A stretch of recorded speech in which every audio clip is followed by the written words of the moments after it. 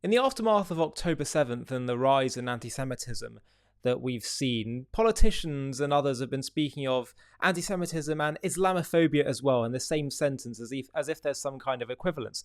Well, I want you to watch this discussion between Melanie Phillips, journalist, and Brendan O'Neill, also a journalist, where she's asked about this equivalence and whether it's fair. Have a watch.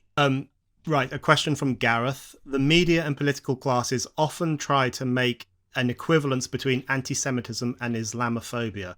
Is this a false equivalence? Yeah. Yes, I think it is a false equivalence. Now, the Jewish community leadership in Britain does not agree with me, and it thinks I'm Islamophobic and says so for saying what I'm about to say. In my view, it's a wicked thing to equate Islamophobia and anti-Semitism. Islamophobia was created by the Islamists, the political Islam wing of the Islamic world, the bit of the Islamic world that wants to basically take over the West. It was invented to fry the West's brain by making an equivalence with other kinds of phobia, by casting a prejudice as a mental illness, and by tapping into this equation with anti-Semitism. You know, the Jews have anti-Semitism, which is unique. No, it's not unique because we have the same thing. It's another cultural appropriation. Now, why is it different? Because all prejudice is bad, but it has to be prejudice. It has to be, you can't be prejudiced if you're telling the truth.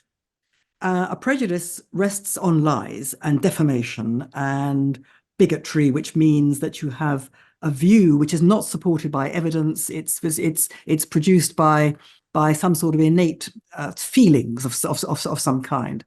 Now, there are people who have such a view about minority faiths of one kind or another, or minority cultures, and Muslims and Islam is no different. There are people who hate Muslims because they hate Jews, because they hate black people.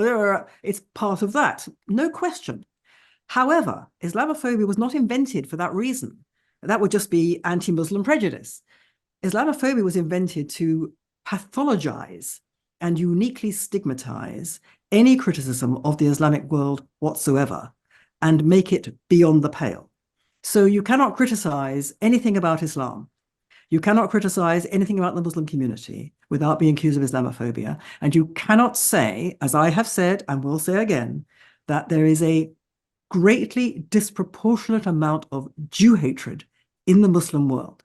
You can't say that without being called Islamophobic. Now, so from that point of view, if you draw attention to the risks from political Islamism, the risks to the West, you are Islamophobic. If you point out Muslim anti-Semitism, you're Islamophobic. So you cannot point out the dangers to the free world or the civilized world from anything to do with Islam. And as a result, Islamophobia is a weapon against the West. You fry the West's brain so that you make it impossible for it to give a proper, appropriate, and necessary warning about the threats that it's facing. Now, why is that different from anti-Semitism? I would suggest that anti-Semitism is in a category of its own. It's not a simple prejudice. It's not even a simple racism. The point about anti-Semitism is that it is a unique prejudice for a unique people with a unique history of persecution. And it's a unique prejudice because it has characteristics which are applied to no other people, cause, or country, and no other prejudice. So among its unique characteristics are that it's composed entirely, not just of lies, but defamatory lies. It rests on simultaneously the belief that the Jews are the most powerful people in the world and the most degraded people in the world. It rests upon a paranoid, and I really mean that in a clinical fashion, a paranoid view that the Jews, who are a fraction of the world's population, are in control of everything that's powerful in the world, and are responsible for all the ills of the world and subject the world to power and influence which they conceal. So this is paranoia. And other unique characteristics, double standards. You hold the Jews to a standard which you would expect of no other people, cause, or country, and in which you are indeed impossible to meet, and so on and so on. Now, these characteristics are not true of prejudice against Muslims, and they're not true of prejudice against anyone else in the world. They are unique to Jews. And of course, the idea that the Jews are unique in any way, a red mist descends among certain people when you say that. They can't bear the fact. No, of course the Jews aren't unique. I mean, the idea that Jews are unique, I mean, who do they think they are? That's precisely why they're so awful, because they think they're unique, and so on and so on and so on. So no, they're not the same, and it's wicked to equate them. Yeah, I can't remember who. Absolutely. I'm actually going to get a bit of Brendan's reaction to this, because I'm also interested to hear his contribution. He's really insightful. And by the way, just before I continue, this is on his Brendan O'Neill Show podcast on Spiked. You can watch the full thing, but let's see what Brendan has to say in response. Who said it? But someone, that's incredibly well put, and it reminded me that someone once said that we're fast reaching a situation where it is considered Islamophobic to talk about anti-Semitism. Okay, Melanie. Yeah, so I'm just going to stop the conversation there and just have a reaction to a few things that were said. We saw this, by the way, even in Britain during the whole Jeremy Corbyn, who was the leader of the opposition saga, where he was super anti-Semitic, and he said, we're going to look into it. I deplore anti-Semitism and all other forms of racism and Islamophobia and sexism and blah, blah, blah, blah. It's an inability to simply acknowledge the uniqueness of anti-Semitism. That's what we see going on here when they list other forms of prejudice.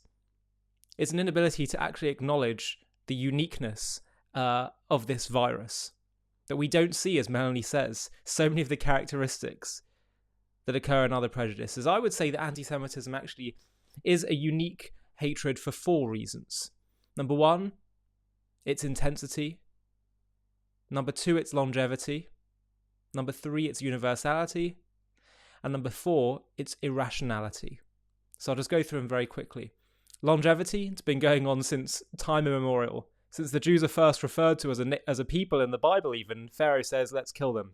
Whether it's the Egyptians, the Babylonians, the Greeks, the Romans, medieval Europe, the Spanish Inquisition, the Catholic Church, the Cossacks, the Nazis, Soviet Union, the Arab extremists today.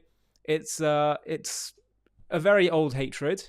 Its universality, we see it appear throughout all corners of the globe. Its intensity, and this is the key thing here, there's a whole library of words that have been created to talk about and describe the hatred of Jews, whether it's blood libels, pogroms, Holocaust, ghetto, so many, Inquisition, so many words that have been created just to describe this phenomenon and the way it's manifests throughout history. And lastly, its irrationality.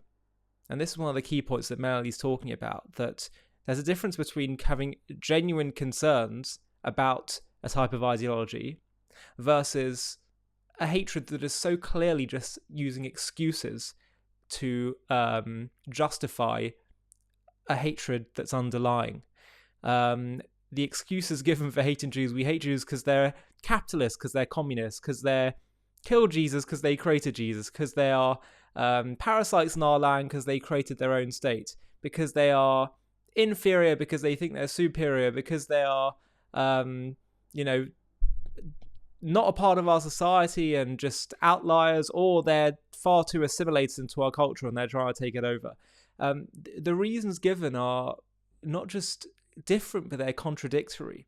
And so this is something which we should be unafraid to say. There's a unique issue here, Jew hatred. It's a unique issue that needs to have a unique strategy to deal with, and trying to conflate it with all kinds of other forms of hatred is really totally missing the point. And so we should really push back on that. They even tried to do this when they look at the Holocaust and compare it to all kinds of other genocides. The Holocaust was unique in its industrial level, government level approach to a mass slaughter of a people throughout not just one nation, throughout an entire continent, and the aims of which were beyond that, and it's in some ways no longer learning the lessons by trying to reduce it and compare it and doing all those other kinds of things. The issue of anti-Semitism is a unique issue that requires a unique way to address it. And those who continue to seek to deny that will just continue to bury their heads in the sand and allow the problem to fester. Hi, thank you so much for watching. To watch another one, click here. To stay up to date with all our content, click here to subscribe. And if you're able to, you can help support JTV to grow and grow by clicking join below this video, where you can become a member and get perks including early access to videos and private live discussions with me. But most of all, you'll be partnering with us on our mission to change the world.